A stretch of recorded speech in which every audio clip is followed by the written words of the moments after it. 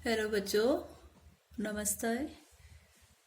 आज हम ज्ञान एवं पाठ्यक्रम वाले पेपर में फ्रैंकलिन बॉबिट द्वारा प्रस्तुत पाठ्यक्रम विकास का प्रतिमान के बारे में अध्ययन करेंगे।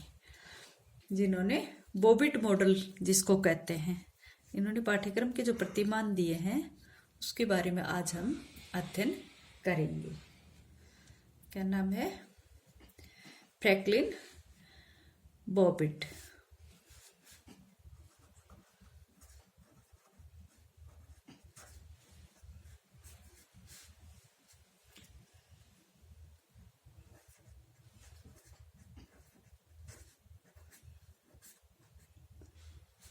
बॉबिट द्वारा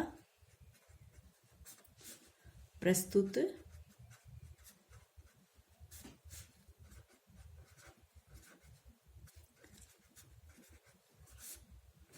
पाठ्यक्रम विकास का प्रतिमान, जिसको बॉबिट मॉडल भी कहते हैं। क्या कहते हैं? जिसको बॉबिट मॉडल भी कहते हैं। जो बॉबिट मॉडल जो इन्होंने पाठ्यक्रम का जो मॉडल दिया है उसको पढ़ने से पहले हमें ये जानना होगा कि फ्रैंकलिन बॉबिट है कौन। ठीक है, फ्रैंकलिन बॉबिट जो है वो अमेरिका के एक शिक्षाविद हैं, जिनका जन्म 16 फरवरी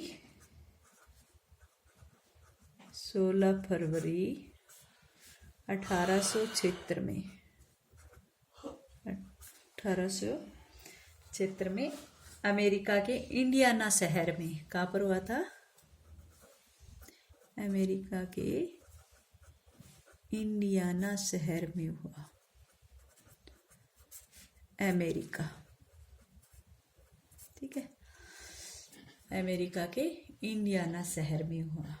ठीक है, इनके पिता जो थे उनका नाम था जेम्स, उनकी माता का नाम था मार्था बॉबिट। पिता का नाम था जेम्स और माता का नाम क्या था? मार्था बॉबिट। इन्होंने अपनी जो स्नातक की डिग्री थी वो इंडियाना विश्वविद्यालय में की। कौन से विश्वविद्यालय में की? इंडियाना विश्वविद्यालय में की थी। ठीक है, और ये वहां पर 1903 से लेकर 1907 तक मनीला के फिलीपीन नामक स्कूल में इन्होंने शिक्षक के रूप में कार्य किया। 1903 से लेकर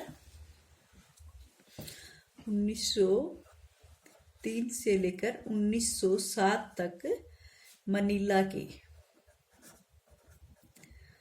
स्कूल थे। मनीला का स्कूल था Philippine normal, Philippine normal.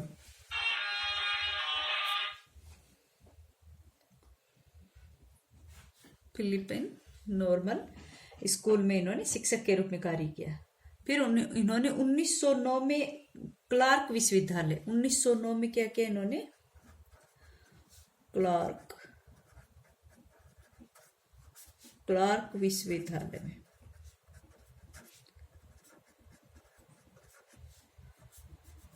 Clark विश्वविद्यालय में डॉक्टरेट की उपाधि दान की। ठीक है, 1909 में।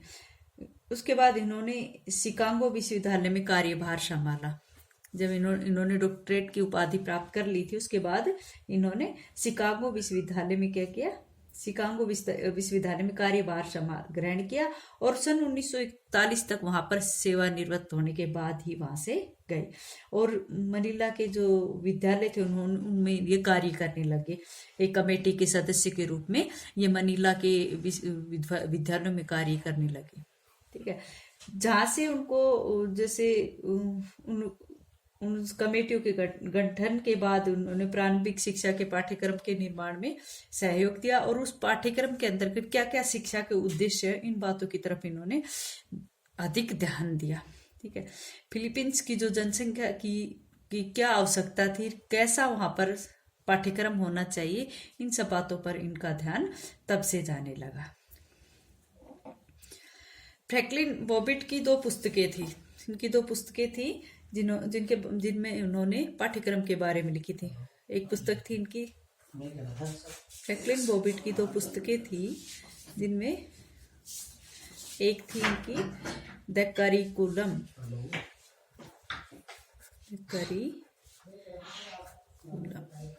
द करिकुलम सन 1918 में प्रकाशित हुई, सन 1918 में प्रकाशित हुई। और दूसरी थी इनकी, दूसरी बुक थी इनकी how to make a curriculum, how to make a curriculum. ये जो बुक थी ये 1924 में 1924 में लिखी इन्होंने, ठीक है। How to make a curriculum 1924 में इनकी जो how to make a curriculum आई थी, जो कि पाठ्यक्रम निर्माण का कार्य करते समय कुछ वैज्ञानिक सिद्धांतों को लेकर हुई। पाठ्यक्रम निर्माण के लिए कुछ वैज्ञानिक सिद्धांतों, इसके अंदर इन्होंने पाठ्यक्रम निर्माण के वैज्ञानिक सिद्धांतों को लिखा, वैज्ञानिक सिद्धांतों के बारे में लिखा। इसके अंदर जो इस जो बुक थी how to make a curriculum जो थी, इसके अंदर 19 अध्याय थे। कितने अध्याय थे इस बुक में? पूरे 19 अध्याय थे। कितने अध्याय थे? 19 अध्याय थे। 19 अध्याय थे इस बुक में, इस वाली बुक में 19 अध्याय थे। और उनको 3 भागों में बांटा गया था। तो 3 सामान्य विभाग किए गए थे। इनके 3 भाग किए गए थे। 3 भाग में 19 तो अध्याय थे, लेकिन उन 19 अध्यायों को इन 3 सामान्य जो विभाग थे उन विभाजित किया था। जो प्रथम भाग था उसके अंदर उन्होंने पाठ्यक्रम निर्माण की जो समस्याएं थी, यानी कि पाठ्यक्रम निर्माण की समस्याओं को लिया था इन्होंने। जैसे शैक्षिक उद्देश्यों के निर्धारण की प्रक्रिया, या विद्यार्थियों की क्रियाओं की विशेषताएं या मानदंड, तथा जैसे पाठ्यक्रम नियोजित करने का जो औचित्य है, उन सारी समस्याओं को उन्होंने इसके अंतर्गत लिया गया था, प्रथम अध्याय के अंतर्गत लिया गया। और जो द्वितीय भाग था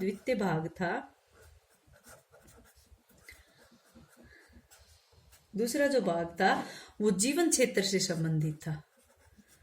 जीवन क्षेत्र से संबंधित विषय द्वितीय भाग में थे। द्वितीय भाग में, ठीक है, द्वितीय भाग में जीवन से संबंधित। और जो तृतीय भाग था 19 अध्यायों के अंतर्गत how to make a curriculum जो पुस्तक लिखी थी, उसके 3 पार्ट इन्होंने किए थे। और 3 पार्टों में जो तीसरा पार्ट था उसमें इन्होंने जो प्रबंधकों होते हैं या निरीक्षण करने वाले होते हैं, निरीक्षण करता ना, या उन व्यक्तियों के लिए सुझाव दिए गए थे।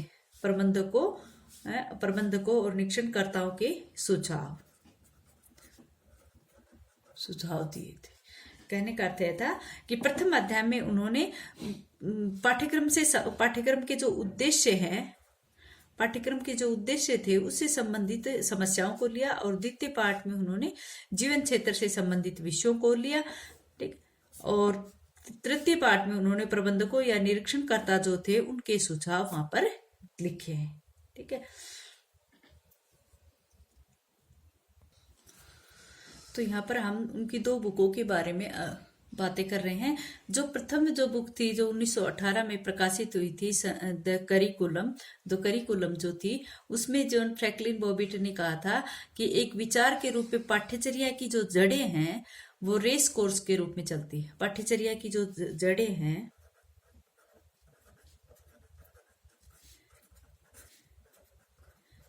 जो हैं वो रेस कोर्स के रूप में चलती है, ठीक है। ये प्रथम बुक में कही थी इन्होंने अपनी द करिकुलम के अंतर्गत ये बात कही थी कि रेस कोर्स के रूप में चलती हैं। इन्होंने पाठ्यचर्या का जो वर्णन किया ऐसे कार्यों के लिए, ऐसे अनुभवों के रूप में किया जिसके माध्यम से बालक एक अपेक्षित वयस्क के रूप में विकसित हो सके, या फिर हम कहें कि जो समाज में एक वयस्क व्यक्ति जो भी अपना कर्तव्य पालन करता है या फिर जो अपनी ड्यूटी करता है, उस सफलता को प्राप्त करने के लिए पाठ्यक्रम में इन सब चीजों को समाहित करने के लिए उन्होंने कहा था। उन्होंने ये भी कहा था कि पाठ्यचर्या जो है वो केवल विद्यालय में ही अनुभव प्रदान नहीं करती है, बल्कि विद्यालय के बाहर के कार्य एवं अनुभव भी जो है उनकी भी एक तरह से पूर्णता करती है। ठीक है, तो पाठ्यचर्या के अंदर उन्होंने ये बात बताई थी कि सिर्फ विद्यालय में ही नहीं, विद्यालय के बाहर के जो भी अनुभव है वो भी उसकी पूर्णता को समाहित करते हैं।